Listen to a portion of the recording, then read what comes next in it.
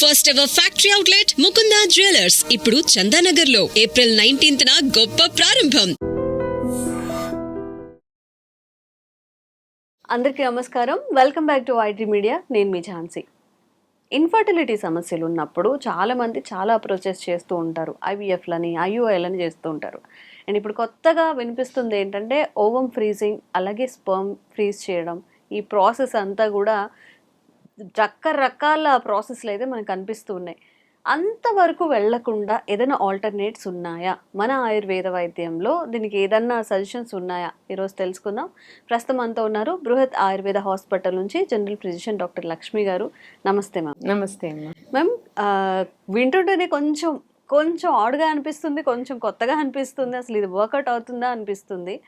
ఈ ఓం ఫ్రీజింగ్ అనేది, అలాగే ఏదైతే ఈ ఇన్ఫర్టిలిటీ వచ్చినప్పుడు వాళ్ళు ట్రీట్మెంట్ చేసే విధానం రకరకాలుగా అసలు అవునా అనిపించేలా ఉంటున్నాయి.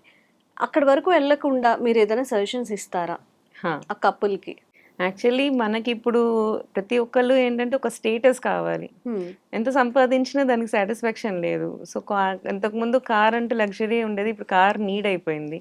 సో ఈ ఉరుకుల పరుగుల్లో ఏంటంటే లేట్గా మ్యారేజ్ చేసుకోవడము, సో అది ప్లాన్ చేసుకోవడము, ఈ ఈ లేట్ మ్యారేజెస్ కూడా దానివల్ల ఏంటంటే స్పర్మ్ క్వాలిటీ తగ్గిపోతుంది, ఓవం సైజ్ ఆఫ్ ఓవం కానీ అవి తగ్గిపోతాయి అని చెప్పి ఈ మధ్య కొత్త కొత్త కాన్సెప్ట్స్ అన్ని తీసుకొస్తూ ఉన్నారు.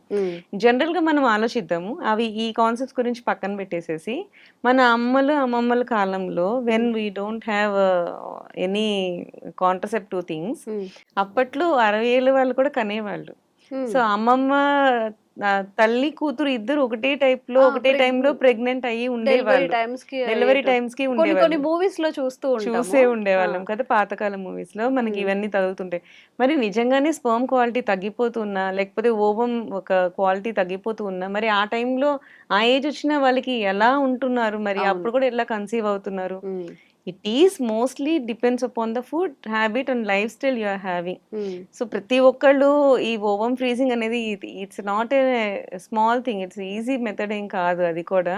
సో మనకేంటి అంటే కొన్ని ఇంజెక్షన్స్ ఇచ్చి దాన్ని ఒక టైంలో దాన్ని రప్చర్ అయ్యేలాగా చేసి దాన్ని మళ్ళీ తీసి ఫ్రీజ్ చేయడం, ఇవన్నీ కూడా it's very high profile thing అనమాట.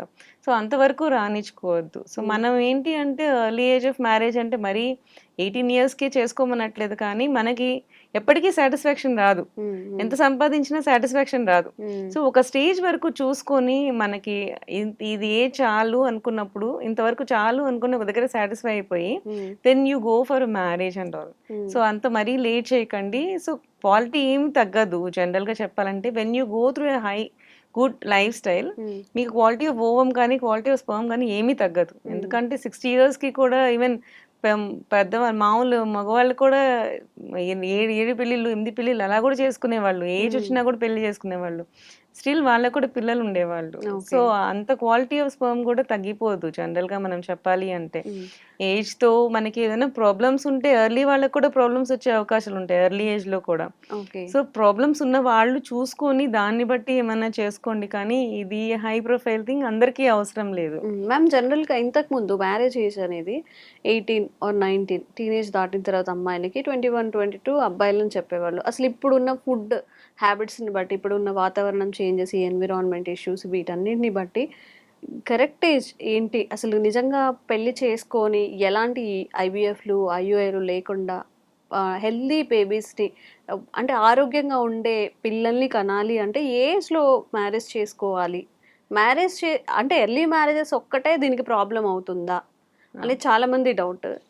అసలు మ్యారేజ్ అంటే యాక్చువల్లీ మ్యారేజ్ కంటే ముందు డైట్ అండ్ లైఫ్ స్టైల్ గురించి మాట్లాడుకుందాం ఫస్ట్. మనకి ఏజ్ కొంచెం లేట్ అయినా పర్లేదు, but you are in good diet ఉన్నప్పుడు మీకు 37 yearsకి కానీ 40 yearsకి కానీ 47 yearsకి కూడా కన్సీవ్ అయిన వాళ్ళు చాలా మందిని మనం చూసాం. ఈవెన్ ఐశ్వర్య రాయ్ చూడండి, she is conceived around 42 years or 45 years, natural గానే షీ కన్సీవ్డ్. సో ఇవన్నీ ఏంటి అంటే when you are inter strict diet, మంచి డైట్ లో ఉంటూ హెల్దీ లైఫ్ స్టైల్స్ పాటిస్తూ ఆల్టర్నేటివ్ ప్రెగ్నెన్సీస్ రాకుండా చేసుకోవాలి. సో దానికోసం పిల్స్ వాడకూడదు. ఓకే. సో ఏవైనా సరే ఎక్స్టర్నల్ థింగ్స్ మాత్రమే యూజ్ చేయాలి. లైక్ క్యాప్స్ యూజ్ చేయొచ్చు, వెజైనల్ క్యాప్స్ ఉంటాయి, కాండోమ్స్ ఉంటాయి, ఇట్లాంటి వాటికే వెళ్ళండి. అంతేగాని క్యాప్సూల్స్ వేసుకోవద్దు. ఒకసారి రప్చర్ అయింది అంటే, ఏదైనా ప్రాబ్లం వచ్చింది, ఒకసారి ప్రెగ్నెన్సీ వచ్చిందంటే వెంటనే మళ్ళీ పిల్ వేసేసుకొని మళ్ళీ తీసేస్తుంటారు. ఇట్లాంటి వాళ్ళకి ఎక్కువ ప్రాబ్లమ్స్ వస్తుంటాయి.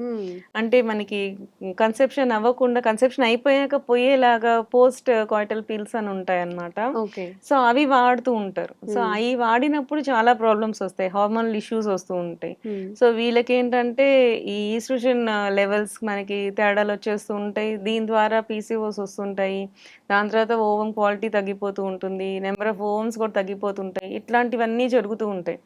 ఏదన్నా సరే మన పెద్దవాళ్ళు ఎలా చెప్పారో ఆ పద్ధతులు పాటించుకుంటా ఒక ఏజ్ కి మ్యారేజ్ చేసుకొని ఎక్కడో దగ్గర కాంప్రమైజ్ అవ్వాలి. సో అక్కడ చూసుకొని మనం కంటిన్యూషన్ అయ్యి ఎర్లీ ప్రెగ్నెన్సీసే బెటర్ అనేది నేను నా సజెషన్. సో అంతవరకు లేట్ ఉండద్దు.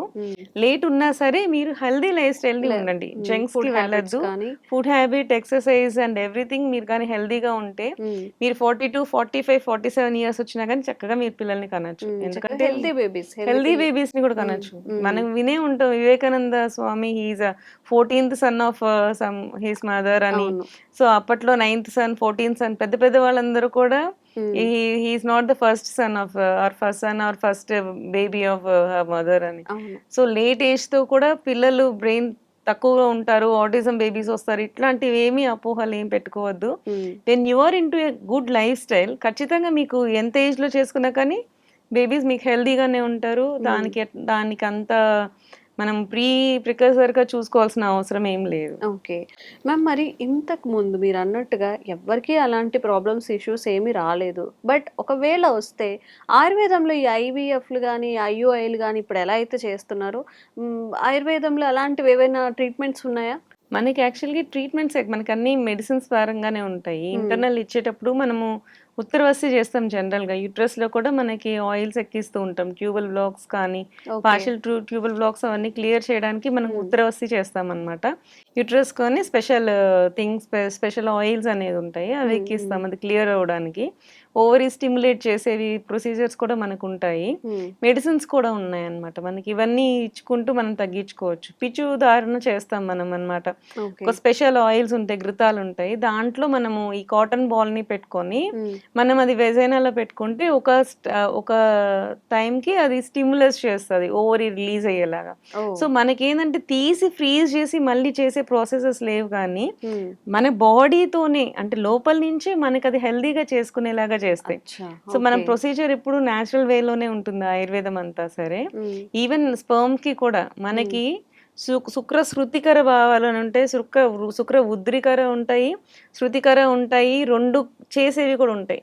శృతికరము అంటే ఏంటంటే దాంట్లో ఏమన్నా స్పర్మ్ యొక్క టైల్ లేకపోవడం, హెడ్స్ లేకపోవడం, ఇట్లాంటి కొన్ని ప్రాబ్లమ్స్ ఉంటాయి. అంటే మార్ఫలాజికల్ ప్రాబ్లమ్స్ ఉంటాయి అనమాట స్పర్మ్స్ కి. అవి తగ్గించేవి ఉన్నాయి. శుక్ర వృద్ధికర కూడా ఉంటాయి, అంటే 1 ml వచ్చే వాళ్ళకి 3 ml వచ్చేలాగా. సో వృద్ధికరం ఉంటది, శృతికరం ఉంటది, రెండు కలిసి ఉండే కూడా ఉంటాయి డ్రగ్స్ అన్నమాట. ఇట్లా ఆయుర్వేదం is a vast thing. So మనకి వాజీకరణం అనేది ఒక 4 chapters ఉంది అన్నమాట ఆయుర్వేదంలో. ఈవెన్ సమరం గారు కానీ వీళ్ళందరూ చాలా famous because of this. Prakash గారు కానీ ఆయుర్వేదం మెడిసిన్స్ అన్ని కూడా వాజీకరణంకి ద స్పెషల్ థింగ్ అనుకోవచ్చు. సో ఈవెన్ మనకి ఓవమ్స్ కి వాటికి కూడా స్పెషల్ థియరీస్ కానీ మెడిసిన్స్ కానీ ఓవ్యులేషన్ కి కానీ అన్నిటికీ ఉన్నాయి. సో హెల్దీ లైఫ్ స్టైల్ ఒకవేళ ఏదైనా పాటించలేకపోయినా ఏదైనా ప్రాబ్లమ్స్ వచ్చినా కానీ క్లియర్ అవుట్ చేసుకునేలాగా ప్రతి ప్రొసీజర్స్ ఉన్నాయి మన దగ్గర. సో ఎర్లీగా ముందు ఆయుర్వేదిక్ ట్రై చేయొచ్చు. దెన్ ఫెయిల్ అయినప్పుడు IVF is very costly thing, మీరు లాక్స్ లో ఉంటుంది, అందరూ చేయాలి అన్నప్పుడు కూడా అది కూడా రిస్క్ ఫ్యాక్టర్. ఇంజెక్షన్స్ చేసుకోవడం కూడా కష్టమేనండి. ఇంజెక్ట్ చేసి ఓవరి తీసి దాన్ని మళ్ళీ చేసుకొని వాళ్ళకి కూడా ఏమంటారు జెనెటిక్ గా ఉన్న స్పెషల్ ఓవం ని తీసి అన్ని చేసుకోవాలన్నా అది కూడా పెద్ద ప్రాసెస్, అందుకే లాక్స్ లో ఉంటుంది. సో అంతవరకు రానికుండా ఎర్లీగా మీరు ఒక ట్రైల్ ఆయుర్వేదిక్ లో చేసుకొని ఫర్దర్ వెళ్ళొచ్చు, చాలా బాగుంటుంది, మీకు ఈజీగా అయిపోతుంది. ఫస్ట్ ఒక ట్రైల్ వేసి చూడొచ్చు మీరు. ఓకే, సమ్ ఇన్ఫర్టిలిటీ గురించి కానీ ఇట్లాంటి కాన్సెప్ట్స్ మాట్లాడినప్పుడు డాక్టర్ ఏం చెప్తున్నారో అది అర్థం చేసుకోవడానికి ట్రై చేయండి. ఇఫ్ మీకు ఏదన్నా అలాంటి ప్రాబ్లమ్స్ ఉన్నప్పుడు వాళ్ళని ఎలా కన్సల్ట్ అవ్వాలి, మన ప్రాబ్లమ్ ఎలా సాల్వ్ చేసుకోవచ్చు ఈజీగా. ఇప్పుడు చాలా ఒక 5 ఇయర్స్ 6 ఇయర్స్ ట్రై చేసినా పిల్లలు కలగలేదు, ఐవీఎఫ్లు చేసి విసిగిపోయారు. అలాంటప్పుడు ఒకసారి ఆయుర్వేదం ట్రై చేయడం, ఈ ప్రాసెస్లో ఆలోచిస్తే బాగుంటుంది. ఎందుకంటే సమ్ వీడియోస్ చేసినప్పుడు సమ్ ఆఫ్ నెగిటివ్ కామెంట్స్ చూస్తుంటే వీళ్ళు చెప్పే కాన్సెప్ట్ని అర్థం చేసుకోలేకపోతున్నారా, లేకపోతే అందులో ఏదైతే కొన్ని వర్డ్స్ యూస్ చేస్తామో దాన్ని హైలైట్ చేసి తప్పుగా తీసుకుంటున్నారు. అంటే పిల్లలు లేనప్పుడు దానివల్ల కలిగే బాధ కానీ, సోషల్ ప్రెషర్స్ కానీ, వాళ్ళకున్న మెంటల్ స్ట్రెస్ కానీ అది ఎవరికి చెప్పలేరు. చాలా కామెంట్స్ కూడా వస్తున్నాయి.